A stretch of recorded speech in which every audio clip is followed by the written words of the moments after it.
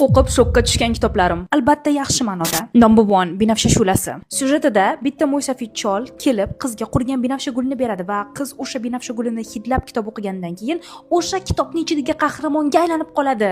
Umuman boshqa tanada, umuman boshqa joy va boshqa zamonda tug'ilib qoladi va butun boshligi o'sha insonning hayotini o'zini miyasida kechiradi. To'ys har gal yangi kitob ochganda u yangi joy va yangi odamni tanasida, hattoki umuman odam qiyofasida emas, o'simlik qiyofasida ham tug'ilishi mumkin bo'ladi. Ota-onasi bilan problemasi borlar bormi? Unday qaror keling. Number 2 Fotimaning bolasi.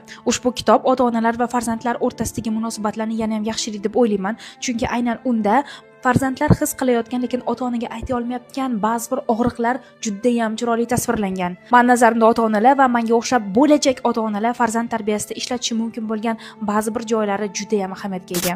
La'natlangan qiz. Qasoskor qiz uni o'tmishi yoki bo'lmasam uni tuyg'ulari haqidagi filmlarni, ayniqsa action janridagi epizodlarni yaxshi ko'radiganlar uchun ayni muddao. Steven Spielberg akamizga mana shu kitobni berib bitta chiroyli kino qilib bering desak, menimcha bombishli narsa chiqqan bo'lardi. Uchta shedevrdan tashqari bankim degani 3 tasi taxlanib turibdi. Agar o'qiganlar bo'lsa, qaysi biridan birinchi boshlashim kerakligini kommentariyada albatta aytib keting. Kitoblarni yurtimizdagi istalgan kitob do'konlari yoki nashriyotlardan so'rashingiz mumkin, chunki ancha bestseller bo'lib qolgan.